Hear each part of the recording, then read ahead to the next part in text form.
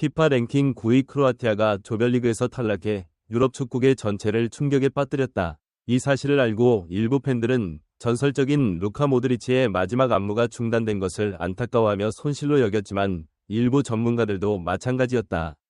정말 충격적인 것 같아요. 미공개 BBC 영상에서 그는 크로아티아의 탈락 이유가 경기 마지막 순간에 페리시치가 과격한 플레이를 펼쳤기 때문이라고 말했다. 얼핏 보면 이 상황과 페리시치가 아무 상관이 없는 것처럼 보였다. 이 분석을 보시면 생각이 바뀌실 겁니다. 이에 많은 축구팬들의 궁금증이 증폭되고 있다. 하지만 누구도 반박할 수 없는 팀이 많기 때문에 이번 대회는 오랫동안 많은 전문가들의 주목을 받아왔다. 상위 12위 안에는 강팀들이 많다. 피파 순위에 따르면 이번 사건의 피해자가 될 팀이 누구일지 유럽 축구계 전체가 주목하고 있는 것도 놀랍지 않다고 한다. 피파 랭킹은 스페인이 9위, 크로아티아가 8위, 이탈리아가 한 조에서 10위를 기록했다. 그래서 이들 팀 중 한 팀은 탈락이라는 큰 타격을 입어야 했습니다. 일부 전문가들은 조 3위를 차지하더라도 각 조 3위 팀 중 상위 4개 팀이 16강에 진출할 수 있다고 보고 있다. 골득실차에서는 강팀을 상대로 많은 골을 넣기가 어렵기 때문에 이 세대 팀 중 3위인 크로아티아가 탈락할 가능성이 높다. 3점. 이탈리아를 이기면 이탈리아를 탈락시키고 조 2위를 차지하게 된다. 이탈리아는 단독으로 16강에 진출하며 크로아티아에 패하지 않으면 다음 라운드 진출을 확정할 수 있다. 이번 경기는 경기가 시작되자 크로아티아가 고전하고 있었고 두 팀은 수비팀처럼 조심스럽게 경기를 펼쳤고 전반전은 결정적인 기회를 주고받았으나 각 팀이 결정적이고 불가능한 세이브에 막혔다. 각국의 치어리더들이 땀에 젖은 손으로 경기를 지켜봤습니다. 두 팀은 전반전을 0에서 0으로 마무리했고 후반에도 고전하며 승점 3을 따냈다. 공격은 점수를 얻기 위해 천천히 전진하기 시작했습니다. 전반 53분 크로아티아는 이탈리아 진영에서 짧은 크로스를 올려 이탈리아 수비수에게 피해를 입혔고 크로아티아의 영웅 모드리치 PKJ가 득점에 성공했다. 그리고 한번 찍어보세요. PSG 선수인데 이탈리아 대표팀 골키퍼 돈나룸이 체포되면서 첫 젊은 선수로서 진출 기회를 잃었다. 그러나 눈에 보이지 않는 변수로 인해 공의 속도가 크게 감소했다.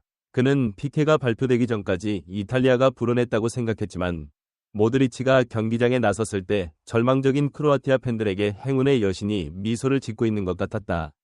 그들이 믿고 있던 전설 중의 전설이 놓치고 포기할 수밖에 없었다. 그는 고전하는 모습을 보였지만 모드리치는 불과 2분 만에 선제골을 터뜨리며 크로아티아를 단독으로 16강전 9라운드에 올려놓았다.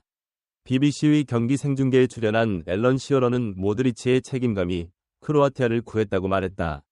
이런 분석을 접한 일부 전문가들은 이런 상황에서 모드리치의 플레이에 주목할 필요가 있다고 본다. 모드리치는 중앙 미드필더의 플레이 전반을 조율하는 역할을 맡는다. 그러나 PK 슛이 빗나가자 팀 전체가 위기에 빠진다. 공격수가 순간적으로 자신이 있어야 할 위치로 들어가는 느낌이 들었고 이 위치에서 짧은 이탈리아 크로스가 골대를 향해 직진하는 것은 위험했을 것입니다. 패스가 골대를 향해 직진하는 것을 막기 위해 수비가 훨씬 더 가까워졌지만 허술한 수비를 보니 크로스가 올라가고 말았다. 그들은 크로아티아의 끊임없는 방향 전환이 골키퍼 돈나룸마의 미친 선방에 의해 막혔다고 믿었습니다. 달려들어 왼발로 이번에는 골문 꼭대기를 향해 찼지만 바닥에 발을 차면서 막혔다. 이렇게 가까운 거리에서 슛하는 소리도 조용해서 나중에 킥이 날 것입니다. 골키퍼의 머리를 바라보며 모드리치는 예상대로 슛을 날렸다고 말했다. 크로아티아가 1에서 0으로 앞서자 이탈리아 감독 스팔레티는 공격진을 교체해 동점골을 노렸다. 그러나 크로아티아 역시 전진을 위해 최선의 수비를 펼치고 있다. 16강에서 이탈리아의 공격을 막으려던 달리치 크로아티아 감독은 후반 70분 코바치치를 페리시치로 교체해 수비 강화를 시도했으나 페리시치가 투입된 뒤 레프트백의 공격을 받았다. 백포에 이어 수비진의 왼쪽 수비진이 부진한 모습을 보이며 공격을 이어가지 못했다. 이 장면을 목격한 일부 전문가들은 페리시치가 필드에 들어오자 크로아티아 수비에 균열이 나타났다고 말했다. 1차전과 2차전에서 이상한 수비 위치에 있었으나 지금은 1에서 0에 불과한 페리시치를 기용한 실수는 럼주 윙어로서의 페리시치가 아닌 탄탄한 수비력을 갖춘 선수를 필드에 투입했어야 했고 하지만 풀백으로서는 쓰지 않고 풀백을 데려와 공격을 강화하는 이상한 전술을 쓰는 것은 좋지 않다고 한다. 전문가들의 주장을 입증이라도 하듯 후반전이 끝나갈 무렵 페리시가 선두를 차지했다.